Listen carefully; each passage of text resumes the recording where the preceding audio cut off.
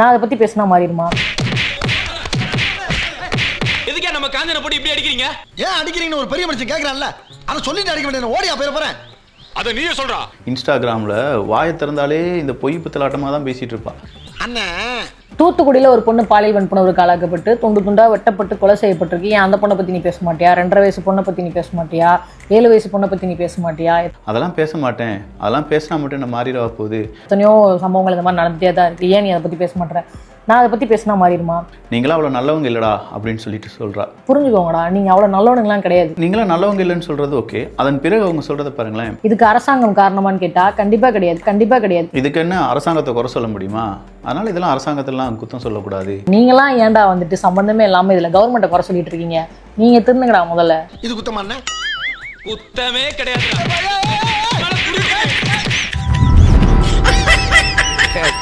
பையன் சார் இந்த பால்சாமி.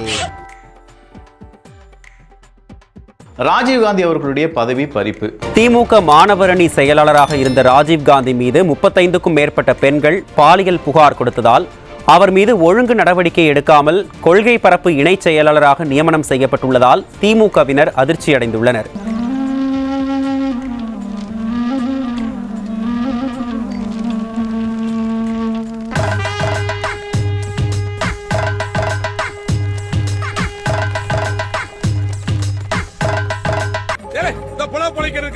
பிச்சை எடுக்க வேண்டியதா பாக்குறத பாரு. ஒவ்வொரு சாடியை கடிச்சு ஒருத்தவங்க தோச்சு போறாங்கிட்டு இல்ல. ஏ குலகார பையன் அவனே, உன்னைய பத்தி நான் கூட என்னென்னமோ நினைச்சுக்கிருந்தேன். நீ உடம்பு சீப்பாளா இருந்திருக்க.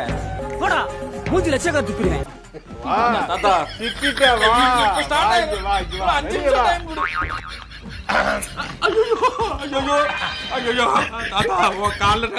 இவன் வந்ததுலேருந்து பார்த்தீங்கன்னா என் கைவரிசையை காட்ட ஆரம்பிக்கிறான். திமுகவில் வந்தால் திமுகவுடைய குணம் வந்துடும் இல்லையா? ஸோ திமுகவில் இருந்து கொண்டு அங்கே இருக்கக்கூடிய பெண்களுக்கு அவன் தொடர்ச்சியாக துன்புறுத்தலை கொடுத்து வந்திருக்கிறான், பாலியல் ரீதியாக துன்புறுத்தலை கொடுத்து வந்திருக்கிறான் அப்படின்றது தான் குற்றச்சாட்டு.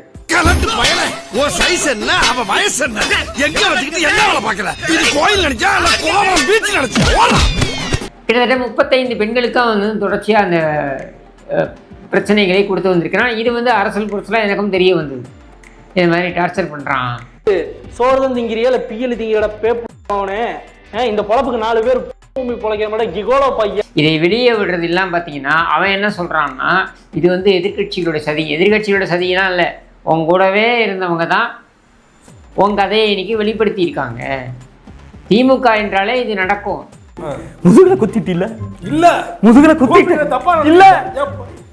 ஒரு கட்சியுடைய தலைவனாக பார்க்கப்படுபவன், அடுத்து வரக்கூடிய தலைவனாக பார்க்கப்படுபவன், அவன் வந்து இன்ஸ்டாகிராமில், அதுவும் ஒரு துணை முதலமைச்சராக இருந்து கொண்டு அவனுடைய அதிகாரப்பூர்வமான அந்த இன்ஸ்டாகிராம் பக்கத்தில் ஒரு பெண்ணுடைய கால்களை அதை எடுத்து பகிர்றான் அப்படின்னா அப்பவே நீங்க புரிஞ்சுக்கலாம் எந்த அளவுக்கு இந்த கட்சி இருக்கிறது. இதான்டா திமுக, இதான் திமுக. மறந்துடாத, திராவிட மாடல்னா என்னன்னு கேட்கிறவங்களுக்கு இதுதான் பதில். திருட்டுறையில் தயிர் வடை தாத்தா நான் பாஸ் ஆகிட்டேன் அப்படின்னு ஓடி போய் கருணாநிதி சமாதியில் ஒரு தயிர் வடையை வச்சு படையலை வச்சு கும்பிடணும் ராஜீவ்காந்தி. ஏன்னா கருணாநிதிக்கு இருந்த அத்தனை குணங்களும் ஒருங்கே ராஜீவ்காந்திக்கும் வந்து விட்டது. இத்துணுண்ட முத்தத்தில் இஷ்டம் இருக்கா இல்ல இங்கிலீஷ் முத்தத்தில் கஷ்டம் இருக்கா? ஏன் பொம்பளைனா இப்படி அலையற? உன்ன மாதிரி மோசமான ஆளை நான் பார்த்ததே இல்ல. அசிங்கமா இல்ல? கேவலமா இல்ல? இன்ச்சு இன்ச்சா முத்தம் வைக்க இஷ்டம் இருக்கா இல்ல பிஞ்சு முத்தம் வைப்பதில கஷ்டம் இருக்கா? மச்சான் சூப்பர்ரா, உண்மையிலேயே நீ ஒரு பெரிய எக்ஸ்பீரியன்ஸ் கைன்னு நிரூபிச்சிட்டடா. இதெல்லாம் நான் முன்னாடியே பண்ணியிருப்பேன். பாவம், நீ வளர வேண்டிய பையன். இதெல்லாம் நீ கத்துக்கணும் சொல்லி விட்டு வச்ச. வாழ்க்கை என்பது ஒரு அனுபவம் தானே. டேய், நான் உன்கிட்ட இன்னும் நிறைய கத்துக்கணும்டா. ராஜீவ்காந்தி என்ன நினைச்சிட்டான்னா, உடன்பரப்பே உளுத்தம்பருப்பேன்னு அவங்க சொல்றதுனால நீ கருணாநிதி குடும்பம்னே நினைச்சிட்ட. அதனால கருணாநிதி குடும்பம் மாதிரியே பிஹேவ் பண்ண ஆரம்பிச்சிட்ட. அதை வந்து ஏத்துப்பாங்களா? அங்கதான் வந்து உனக்கு வைக்கப்பட்ட பொறியில் நீ சிக்கி கொண்டாய்.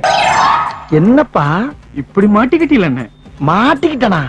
ஆமாண்ணே. லாரியில ரெட்டை டயர் இருக்கும்ல, அதுக்கு இடையில சுண்டலி மாட்டின மாதிரி ஆயிப்போச்சு என் கதை. என்ன அடிப்படையில் அவனை இன்னும் நீங்க வச்சிருக்கீங்க பதவியில? ஏன் அவன் கேள்வி கேட்பான்னு உங்களுக்கு பயமா?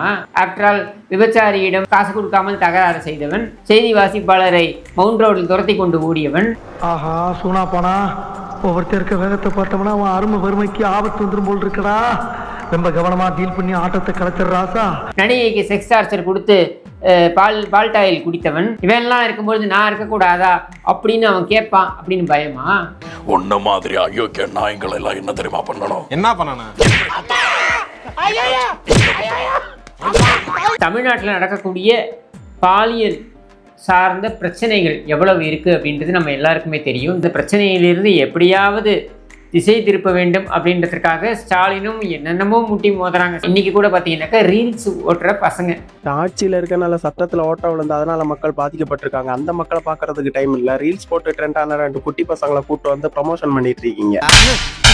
நீ கேட்ட ஒவ்வொரு கேள்வி என்ன செருப்பால் அடிச்ச மாதிரி இருக்குடா. மாதிரி இல்ல, உண்மையிலே செருப்பால தான் அடிச்சது. யார் தேவா யார் ஜீவா இதுல அந்த ஆளுக்கு யார் தேவா யார் ஜீவான்னே தெரியல. இதுல சொல்லி கூட்டு வர மாட்டீங்களாடா? ஏன் கூட்டம் தெரியுமா உங்களுக்கு? எலெக்ஷனுக்கு ப்ரொமோஷன் பண்றதுக்கு. நீ கலெக்டருங்க. எதே கலெக்டரியாவா? கலெக்டரா போலீஸானா கோட்டை கட்டிக்கிட்டு வரணும். ஆமா, இன்ப நிதிக்கு உட்கார சீட்டு கொடுத்து டென்ஷன் நிக்கணும்ல. மகேஷ் வந்திருக்காருல்ல, ஆமா மகேஷ் இங்கெல்லாம் ஒரு பாதிக்கப்பட்ட ஸ்டூடெண்ட்ஸை போய் பார்க்க மாட்டாரு. ஒரு குறை சொல் பாப்பா. கேடுவே செல்வம் கல்வி ஒருவருக்கு மாடலாம் மற்றையவை. தம்பி உனக்கு தெரியும் திருக்குறள்? எப்பொருள் யார் யார் வாய் கேட்பினோம் அப்பொருள் மெய்ப்பொருள் காண்பது அறிவே. எங்க இப்ப பேப்பர் பார்க்காம நீ ஒரு திருக்குறள் சொல்லு பாப்போம். முயற்சி திருவினையாக்கும், முயற்சின்மை இளமை புகுத்தி விடும்னு சொன்னார் வள்ளுவர். இளமை புகுத்தி விடும்னு சொன்னார் வள்ளுவர்.